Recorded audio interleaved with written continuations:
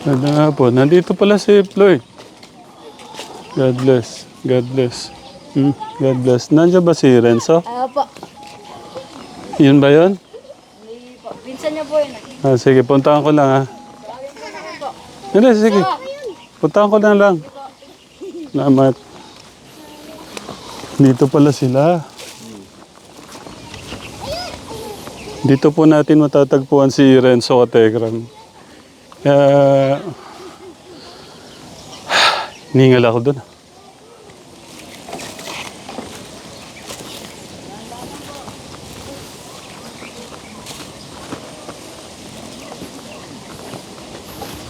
Kaya mo, Kuya Gos? Baka matumba ka. Saan yung bahay ni Renzo?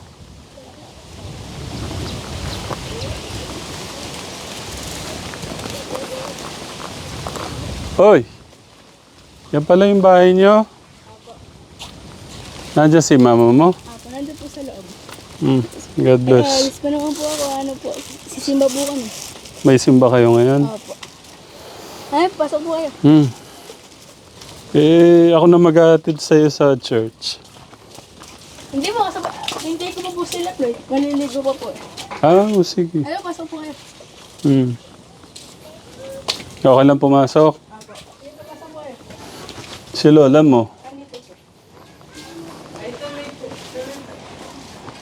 Magandang hapon po.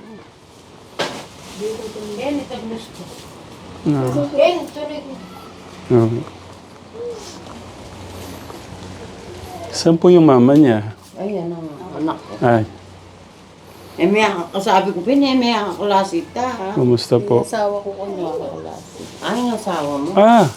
Orly Rolando Binuya. Okay. Ito yung malaking ano dito ka, Tegram. Naging classmate ko po yung papa niya. Oo, sabi niya. Okay. Ba't di mo sinasabi sa akin? Kasi tinatanong ko ka, Tekram, nung nandun sila lahat magkakaibigan, wala ba sa inyo na classmate ko, kaibigan ko yung papa nila? Tinatanong ko, hindi ko nila alam. Pwede makita yung picture po nung ano niya, yung papa mo, may picture kang nakasabit. Largo, di cellphone. Pari may kita cellphone na dadala. Ang galing eh, no? Sabi ko king anak ko, Rosme. Anak ko may kaklase ako, Tekram.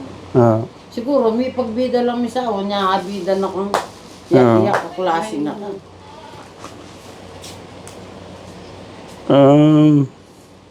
Hindi ko maalala. Classmate ko daw po siya. Rolando Binuya. Siguro binida natin yung iba yung takeker. Wala ako kukuha ako kampisang kong junior. May kaipisang nitang niya po. Papamayaran din ako. Kala ko pinagbabayad. Wag ko kayong maingay. Paprank ko yung papa niya. Kumari sinisingil ko ng damage doon sa motor. Mga 120,000. Na? Tignan ko lang ano pong magiging reaction niya. Pindugo. Alam mo na Wait lang po. Nasaan ba? Wala po dito eh. Ay, wala ba siya? Wala, nasa bukid. Ako nakita, hindi naman malagi ito.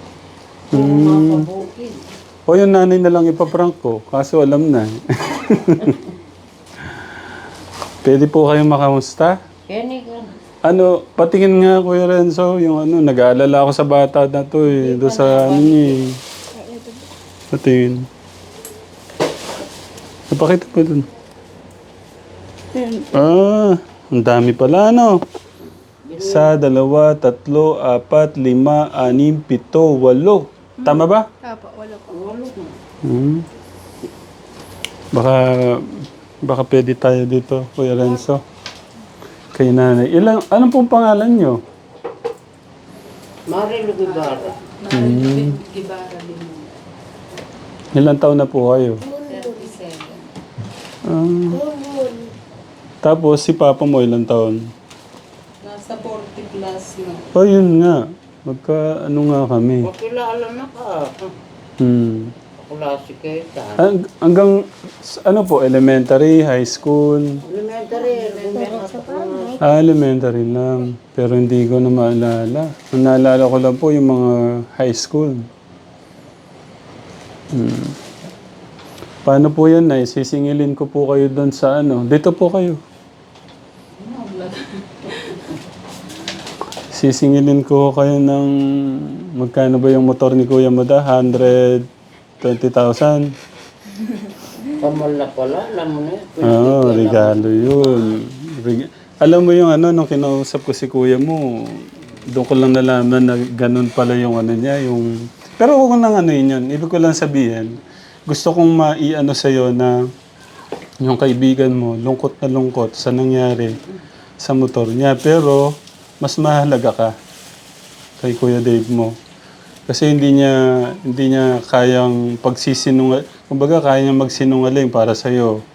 Pagtakpan ka. Uy, ako rin po makapagsalita. Ngay ko na Kemon. Kuya naman Kemon. Yun na Kemon ko. Siyempre, Ganon kakahalaga kay Kuya Dave mo. Anong nangyayari kung maganda ka, akati ko pupunta tayo, Ken. Kung tiya ka rin ang aliwangan, kamuang Anong natutunan? Kasi noon, Katekram, kasi iyak nang iyak eh. Ano yung natutunan, Kuya Renzo, sa nangyari? Na ano po, isipin muna po yung mangyayari sa'yo bago po gawin. Okay. Sabi nga ng tatay niya, aral na sa'yo yan.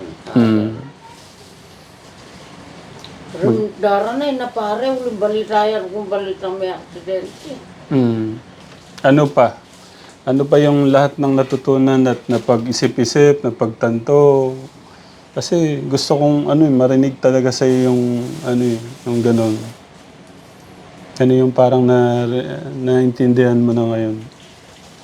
Na ano po, kasi po, ako po kasi po talaga, binabawalan po talaga ako ng mama ko na magmotor-motor po dahil po baka po ma-accidente po ako. Yung naano ko lang po, pag pinagbawalan ka na po ng magulang mo, sunurin mo na po kasi para po wala na po mangyaring masama po sa'yo. Tama. Okay, yun lang okay na ako. Ang pagsunod sa magulang ay mapapalayo ka sa... Ano po, sakuna. O aksidente po na mangyari sa'yo.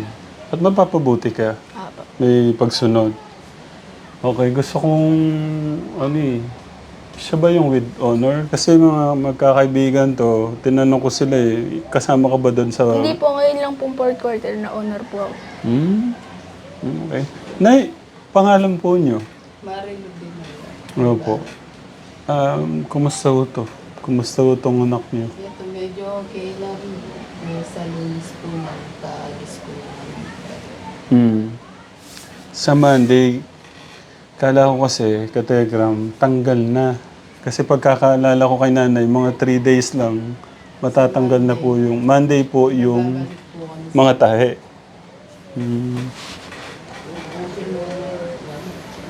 Bali lang po yung anak niyo, Nay. Tatlo. Pang ilan po siya? Pangalawa. Ilan taon po yung panganay? Grade 10. Ilan taon po siya? 16. Tapos siya po, Low 6. 12, tapos yung bunso. Ano po yung magte-10 po? Okay. So yun lang. Yun na maging yun. Maging aral yun na. Kuya Renzo. Paano? Isipin mo ganito. Paano pala yung nahiraman mo? Iba ang dating. O kailangan bayaran yan. Ganito, ganyan. Diba may mga ganon? Apo. Oh, pasalamat ka si Kuya Dave mo yung Tsaka siguro, din, buti nga ganun nga lang eh. Tapos gusto ko din matanong, wala na talagang ibang masakit sa'yo. Wala na po. Yung parang, mo sa katawan, yung may pasa ka, okay na. Wala na. Hindi naman po masakit. Hindi na masakit. Apo. Kasi yung iba, sinasabi po, pa-x-ray daw, ganun. Kahit na may masakit yan, hindi masasabi, natatakot. Mm. Ano, pa-x-ray kita. Hindi na, Kasi baka natatakot lang kasi katekram, malang pang x-ray o ano man. wala naman po masaya na, medyo nakapag-basketball na rin po. Ito ko kaya ako Nakaano sa mata. Yun lang Okay. pinatatawag mo kami, ayoko eh. Una yung balak, barangay yan eh. Oo. Ito kung barangay ang may anak. Oo.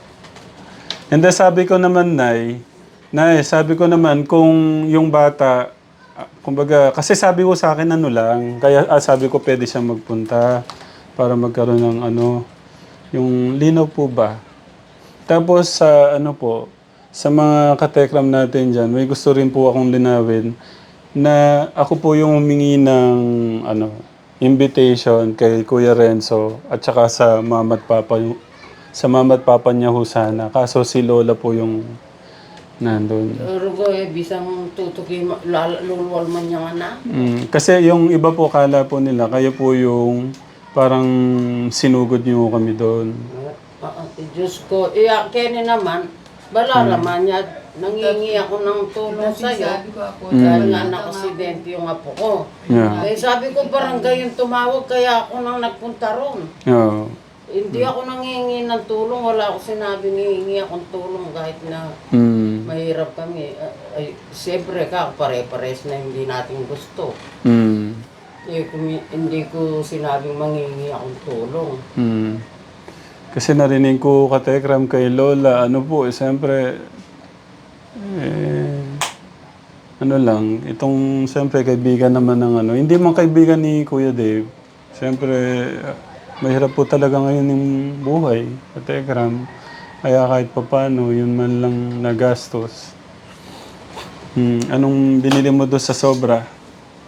Nung bayad po doon sa utang, tapos binili po ako ng mga ano-ano po. Gamit. Apo. Nagtanong pa, ano. Okay, yun lang. Gusto ko lang ding, ano, wala na, okay na. Apo. Kasi yung iba gusto kang pa x-ray eh. hindi okay na. Kung baka naiya ka lang, pwede tayong pa x-ray bukas. Hindi po. Baka sa Martes nga po niya mag-basketball na po kami nila Kuya Dave. Okay na. Apo. Wala naman Sabi ko, pag tinanggal yan, bubuka pa yan.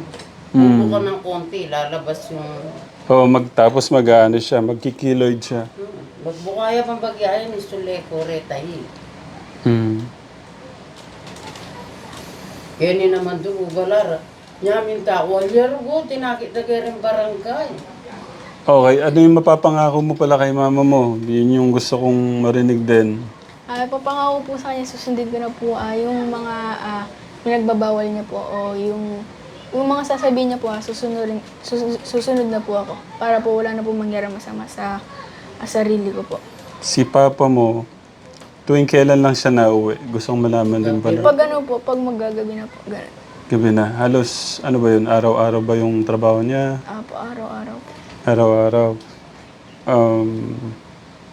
Tignan mo. Magkano sahod ni papa mo?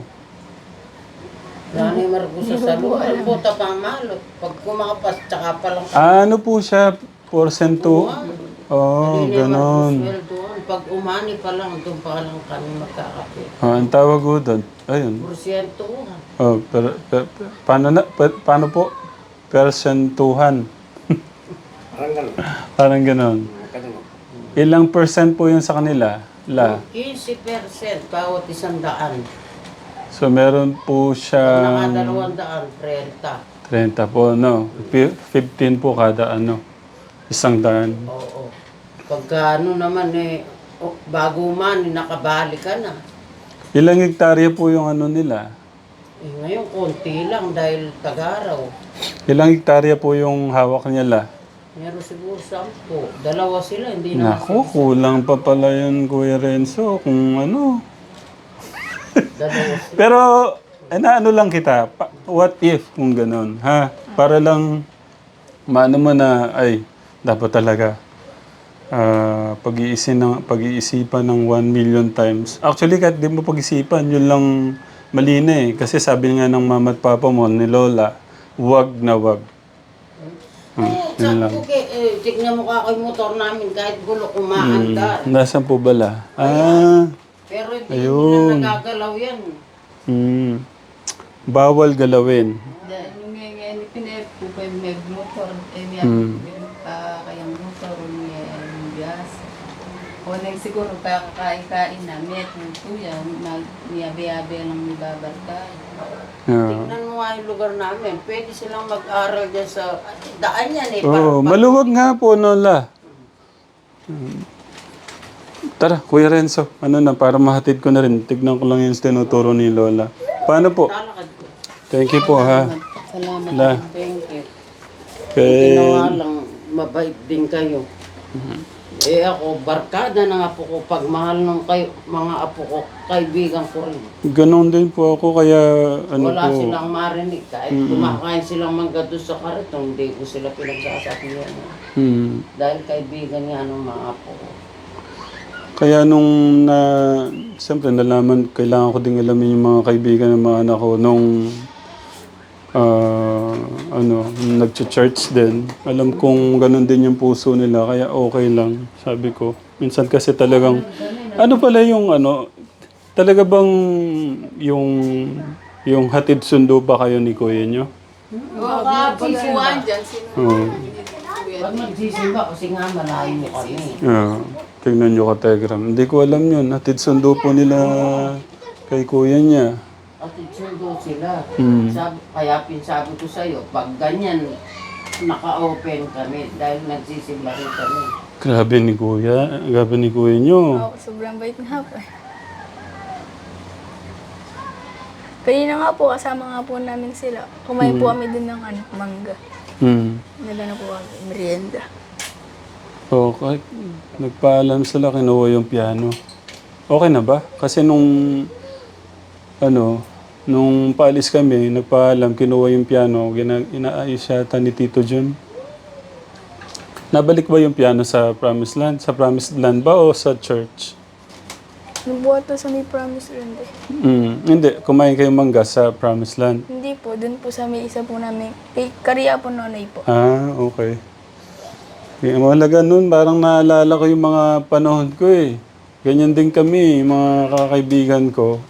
Ang tawag sa mga shoutout po dyan sa mga kaibigan natin dati, ang tawag po sa mga kaibigan ko, mga marunong boys. Napasalay po ako sa mga kahit ako na yung pinakabobo, pero yung mga kaibigan ko, lahat to sila with honor.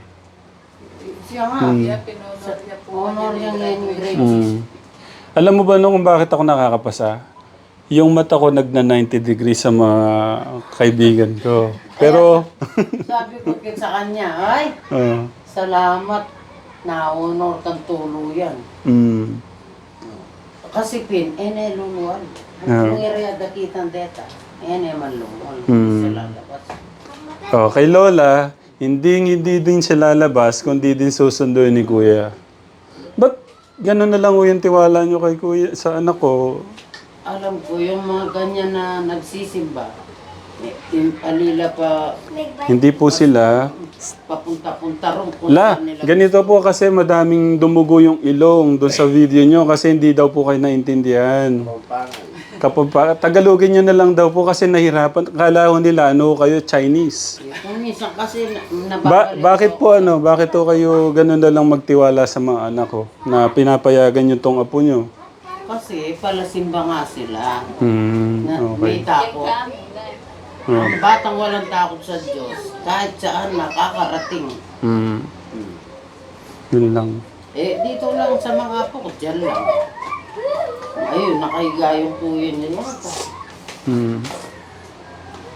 Hindi sila pa, dyan lang. Kaya wala akong inaalala. Pero nung gabi na yun, kinakabahan ako. Nakahiga ako rito eh. Sabi ko, ba't gabi na wala pa yung apo ko? Bumangon ako, hahanapin ko nga. Nandiyan sila sa punong tulay, doon sa kabila. Hindi ho sila makapasok-pasok Hindi, dahil nga sa Saan ho sila pumasok? Dito po o dito? Diyan sa kusina, diyan kami nagkagulo eh. Nung makita ko nga duguan yan, ay bakit? Anong nangyari? Kasi sorry kagad ang sinalubong ni... Kuya Dave. Apo, sorry po. Sabi niya. Sorry daw Bakit? po. Anong sorry? Mm. O, linapitan ako niyan. Apo, tulungan mo akong umuwi. Dahil siguro nga, dahil pinagbibili na namin nga yung paawak yung motor. Mm. Tapos sumawa ko ng motor. Yeah. Bakit? Bakit? Yun yung batang iniraman ko ng pera. Yan ang nakadungol dyan. Tulungan mo yung dara mo, sabi ko. Ganin mo yung pera mo kung may pera ka. Yeah. Ganun ang... Sila Floyd, saan sila dito, sila Floyd? Kasi nandiyan si Floyd at saka si Oo nga, Saan sila dito malap? At tara na kasi ano din, magcha-church po sila. Oo. Ano po, hatid ko na lang ho siya para Hindi ko pa po kasi sila Floyd eh. Maliligo pa daw po sila. maliligo pa 'yon. Opo. Saan yung bahay nila? Tara, gusto ko lang din ano. Tulong maligayo. Thank you po. Yung ano po. Sige, okay lang. Floyd! Ken! Para hindi na natin sila mas... Welcome po. Ken! Ano lang, medyo Saan daw yung bahay niyo? higpitan pa para ano po. Pumunta po ba tayo sa bahay po nila, Floyd? Gusto